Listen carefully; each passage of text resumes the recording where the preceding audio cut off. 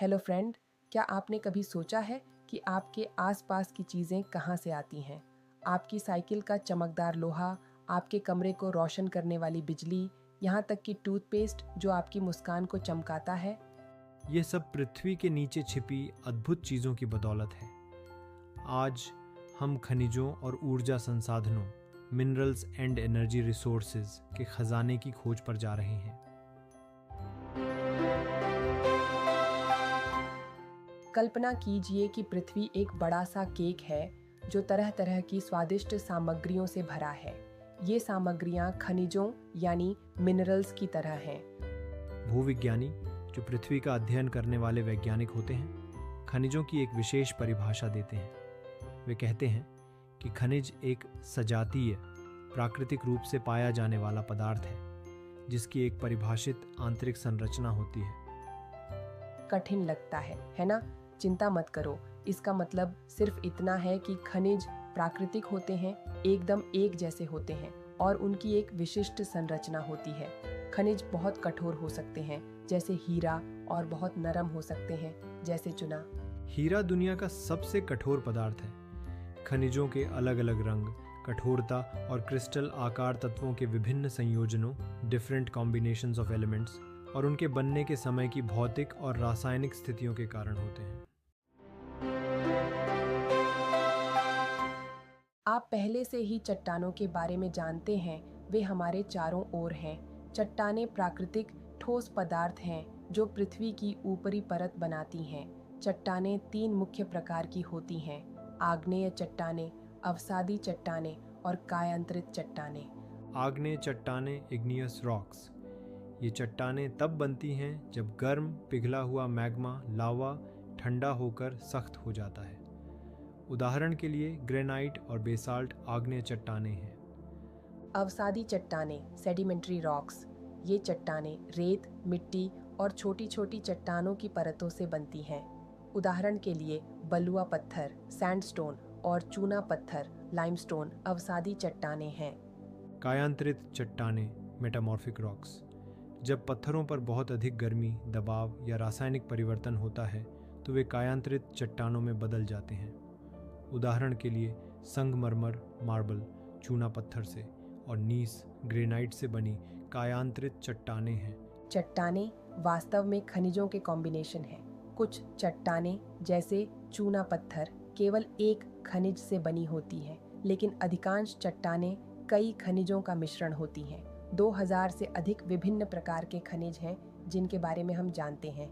वे सभी डिफरेंट आकार और रंगों के होते हैं। खनिज इतने महत्वपूर्ण हैं कि हम उनके बिना नहीं रह सकते। हमारे शरीर को महत्वपूर्ण जीवन प्रक्रियाओं के लिए उनकी आवश्यकता होती है। भले ही खनिज हमारे भोजन का केवल 0.3% हिस्सा बनाते हैं, फिर भी हम उनके बिना अपने भोजन के बाकी 99.7% का उपयोग नहीं कर पाएंगे, इसलिए वे आवश्यक हैं। खनिज हर जगह हैं, एक छोटी सी पिन से लेकर एक विशाल इमारत या एक बड़े जहाज तक, सब कुछ खनिजों से बना है। यहाँ तक कि रेलवे लाइनें और सड़कें, आपके उपकरण और मशीनरी, सब कुछ खनिजों से बना है। और सिर्फ यही नहीं है, कारें, बसें, ट्रेनें और हवाई जहाज सभी खनिजों से बने हैं और वे पृथ्वी से मिलने वाली शक्ति पावर से चलते हैं। बहुत पहले लोग खनिजों का उपयोग सजावट, धार्मिक रीति रिवाजों के लिए करते थे। आजकल हम खनिजों का उपयोग अपनी आजीविका और बहुत कुछ के लिए करते हैं। उदाहरण के लिए टूथपेस्ट ही ले लीजिए। क्या आप जानते हैं कि इसमें सिलिका, चूना पत्थर, एल्यूमिनियम ऑक्साइड और फॉस्फेट जैसे खनिज होते हैं जो हमारे दांतों को साफ करने में मदद करते हैं। फ्लोराइड, जो कैविटीज से बचाता है, फ्लोराइड से आता है। टूथपेस्ट का सफ़ेद रंग रूटाइल, इल्मेनाइट और एनाटेज जैसे मिनरल्स से होता है। कुछ टूथपेस्ट में चमक माइका से होती है। क्या यह अद्भुत नहीं है?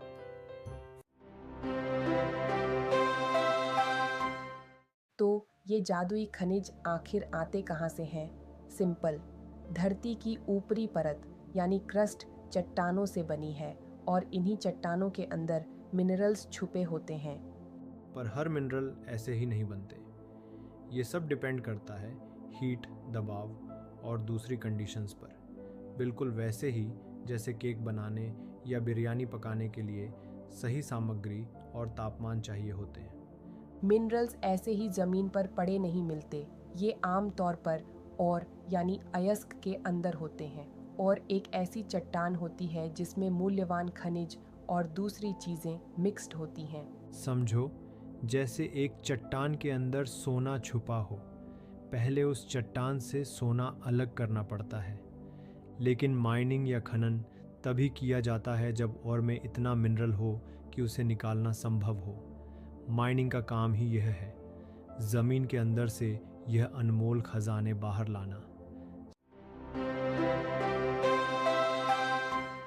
आइए देखें कि खनिज कैसे पाए जाते हैं।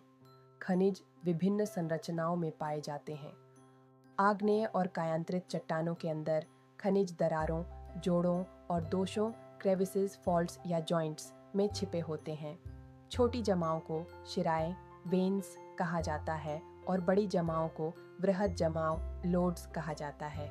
जब गर्म खनिज ऊपर आकर ठंडे होते हैं तो ये कठोर चट्टान बन जाते हैं। इसी तरह टिन, तांबा, जस्ता और सीसा मिलते हैं। अवसादी चट्टानों में खनिज परतों में जमा होते हैं। गर्मी और दबाव से ये कोयले और लौह अयस्क में बदल जाते हैं। कुछ खनिज जैसे जिप्सम, पोटाश और सोडियम नमक तब बनते हैं जब गर्म इलाके में पानी सूख जाता है।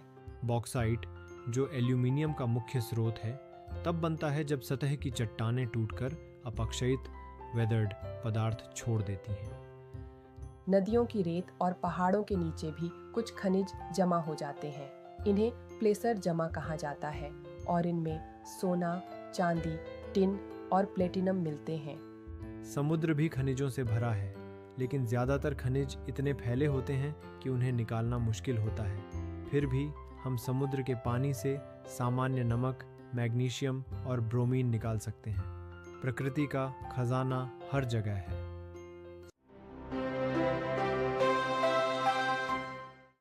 अब बात करते हैं खनिजों के प्रकारों की।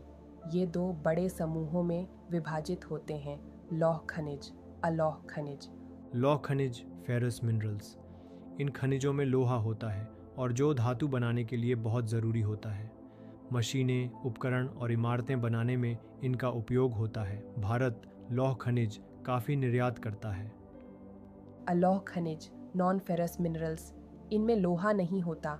इसमें आते हैं तांबा, बॉक्साइट, सीसा, जस्ता और सोना।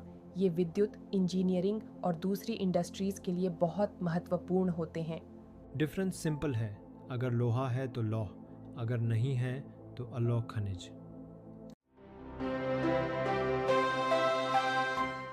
चलो अब कुछ महत्वपूर्ण खनिजों को और अच्छे से समझते हैं। लौह अयस्क, आयरन और यह उद्योगों की रीढ़ है। भारत में लौह अयस्क की प्रचुरता है। मैग्नेटाइट सबसे उत्तम प्रकार का लौह अयस्क है, जिसमें 70% तक लोहा होता है। हेमेटाइट भी एक महत्वपूर्ण लौह अयस्क है। अधिकांश लौह अयस्क ओडिशा, छत्तीसगढ़, कर्नाटक और झारखंड से प्राप्त होता है। मैग्नीज, स्टील उत्पादन के लिए यह आवश्यक है। 1 टन स्टील बनाने के लिए 10 किलो मैग्नीज की आवश्यकता होती है। इसका उपयोग ब्लीचिंग पाउडर, कीटनाशकों और पेंट में भी किया जाता है। प्रमुख उत्पादक राज्य मध्य प्रदेश, महाराष्ट्र और ओडिशा हैं। तांबा, कॉपर। यह बिजली और ऊष्मा का अच्छा चालक है, इसलिए इसका उपयोग विद्युत केबल, इलेक्ट्रॉनिक्स और रासायनिक उद्योगों में होता है। भारत में तांबे के भंडार सीमित हैं। मुख्य उत्पादक राज्य मध्य प्रदेश, राजस्थान और झारखंड हैं। बॉक्साइट, यह एल्यूमिनियम का स्रोत है। एल्यूमिनियम मजबूत और हल्का होता है, इसलिए इसका व्यापक उपयोग होता है। बर्तन, फर्नीचर और अन्य घरेलू सामान बनाने में एल्यूमिनियम का इस्तेमाल होता है। बॉक्साइट मुख्य रूप से ओडिशा, झारखंड, गुजरात और छत्तीसगढ़ में पाया जाता है। अभ्रक, माइका। यह एक प्राकृतिक विद्युत रोधी है जो पतली चमकदार परतों में मिलता है। विद्युत और इलेक्ट्रॉनिक उद्योगों के लिए यह बहुत महत्वपूर्ण है। झारखंड, राजस्थान और आंध्र प्रदेश इसके प्रमुख उत्पादक हैं। चूना पत्थर लाइमस्टोन, यह सीमेंट का मुख्य घटक है। इसका उपयोग लौह अयस्क को पिघलाने में भी किया जाता है। भारत में चूना पत्थर अवसादी चट्टानों में हर जगह पाया जाता है। अब चलो भारत के कुछ प्रसिद्ध खनिज संपन्न जगहों के बारे में जान लेते हैं। ओडिशा झारखंड बेल्ट, यहाँ उच्च श्रेणी का हेमेटाइट लौह अयस्क मिलता है। महत्वपूर्ण जगह बादाम पहाड़ खदानें ओडिशा और सिंहभूम जिला झारखंड। दुर्ग बस्तर चंद्रपुर बेल्ट छत्तीसगढ़ और महाराष्ट्र में फैला ये बेल्ट सर्वोत्तम गुणवत्ता वाले हेमेटाइट लौह अयस्क के लिए प्रसिद्ध है।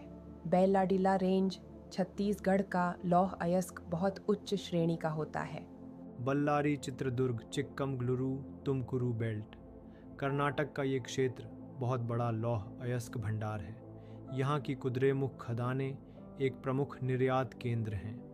महाराष्ट्र गोवा बेल्ट, गोवा और रत्नागिरी महाराष्ट्र का ये क्षेत्र लौह अयस्क के लिए जाना जाता है। गुणवत्ता थोड़ी कम होती है पर खनन होता है। छोटा नागपुर पठार झारखंड का ये क्षेत्र खनिजों से भरा है और यहाँ अभ्रक बहुत ज़्यादा मिलता है। भारत के अंदर एक पूरा खजाना छुपा है। क्या तुमने रैट होल खनन के बारे में सुना है? उत्तर पूर्वी भारत के कुछ आदिवासी इलाकों में लोग खनिज निकालने के लिए बहुत नैरो और लंबी सुरंगें खोदते हैं, बिल्कुल चूहे के बिल जैसा। ये खनन अवैध और बहुत खतरनाक होता है, साथ ही ये पर्यावरण को भी नुकसान पहुंचाता है। खनन जरूरी है पर इसमें बहुत खतरा भी है। खनन कार्य में धूल और दूषित गैसों के संपर्क में आने से खनिकों को फेफड़ों की बीमारियां हो सकती हैं। कभी कभी खदान की छत गिर सकती है और कोयला खदानों में आग भी लग सकती है, जो खनिक के लिए बहुत खतरनाक होता है। खनन का असर सिर्फ इंसानों पर नहीं, पानी के स्रोतों और पर्यावरण पर भी पड़ता है। इसलिए कड़े सुरक्षा नियमों और पर्यावरण संरक्षण का पालन बहुत जरूरी है। हमें खनिज चाहिए पर जिम्मेदारी से खनन करना भी जरूरी है। हमारे खनिज संसाधन सीमित हैं और नवीकरणीय नहीं हैं। खनिजों को बनने में लाखों साल लगते हैं। जिस गति से हम उनका उपयोग करते हैं वह बहुत तेज है, इसलिए हमें सावधान रहने की ज़रूरत है। हमें अपने संसाधनों का बुद्धिमानी से उपयोग करना चाहिए और उन्हें बर्बाद नहीं करना चाहिए। इसे संरक्षण कहते हैं। हम खनिजों का संरक्षण कैसे कर सकते हैं? हमें निम्न श्रेणी के अयस्कों का उपयोग करने के लिए नई तकनीकों को खोजने की ज़रूरत है।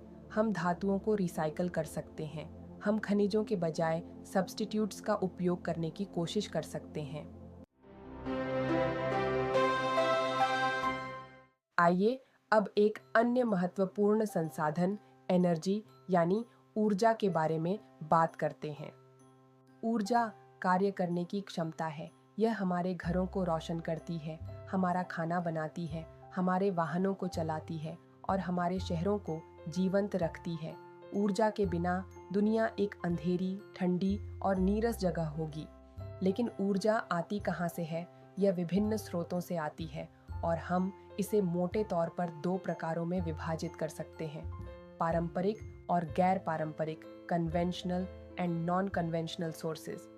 पारंपरिक ऊर्जा, पारंपरिक स्रोत वे हैं जिनका उपयोग हम लंबे समय से करते आ रहे हैं, जैसे कि जलाऊ लकड़ी, कोयला, पेट्रोलियम, प्राकृतिक गैस और पानी से या ईंधन जलाकर बनाई गई बिजली।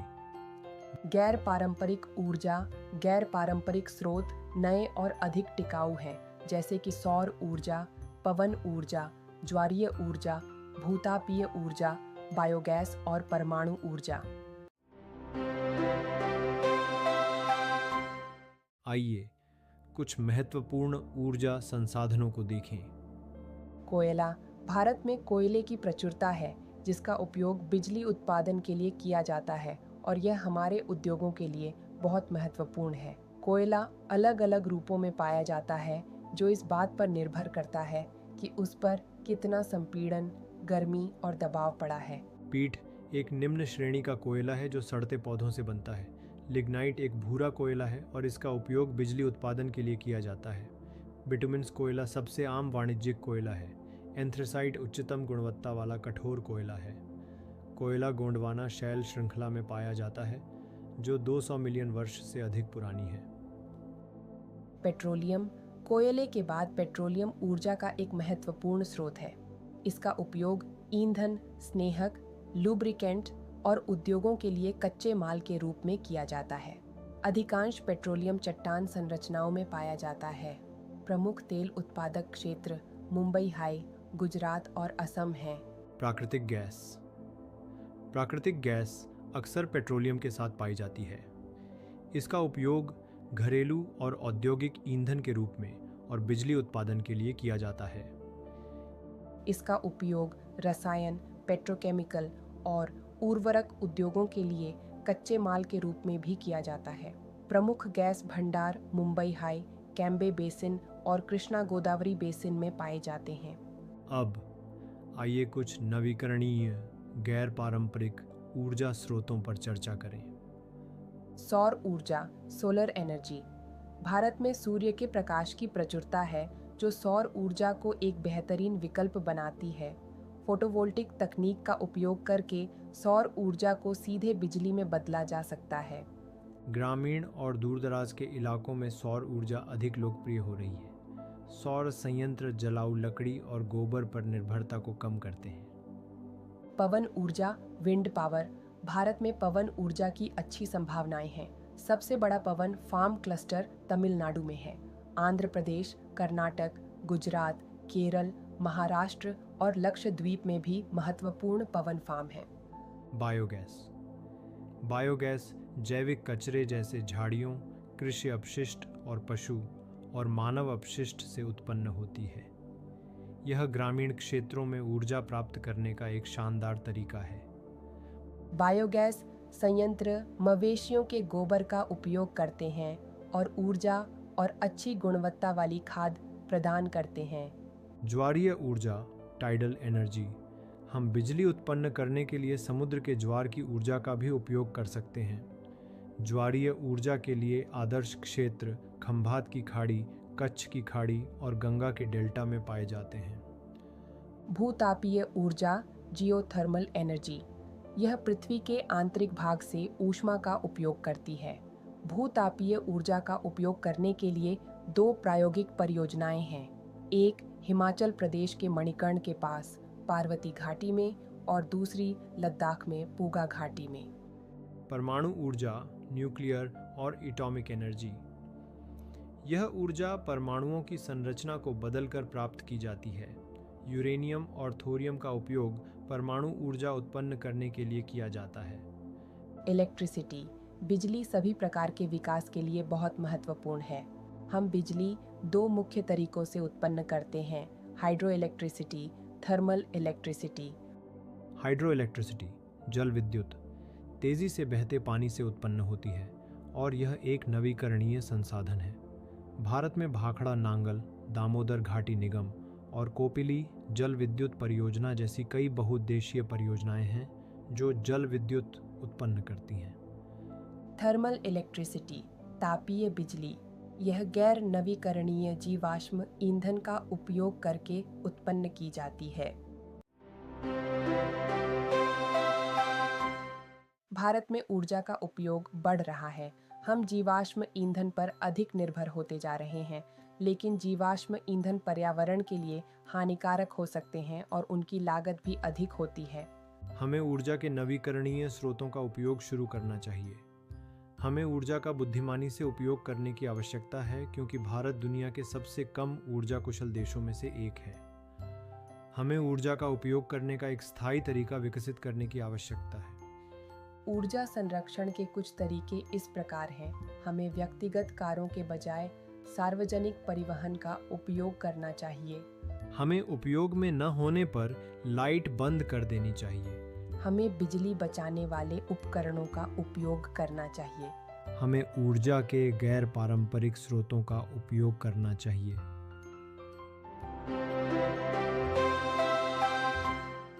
तो हमने खनिजों और ऊर्जा संसाधनों की अविश्वसनीय दुनिया के बारे में जाना। वे हमारे आधुनिक जीवन की नींव हैं और उनका बुद्धिमानी से उपयोग करना हम पर निर्भर है। याद रखें, आपके द्वारा किया गया हर छोटा फैसला, जैसे लाइट बंद करना या स्कूटर के बजाय साइकिल का उपयोग करना, एक बड़ा बदलाव ला सकता है। खनिज और ऊर्जा हमारी भलाई और राष्ट्र के सतत विकास के लिए महत्वपूर्ण है। ऊर्जा की बचत ही ऊर्जा का उत्पादन है। Energy saved is energy produced.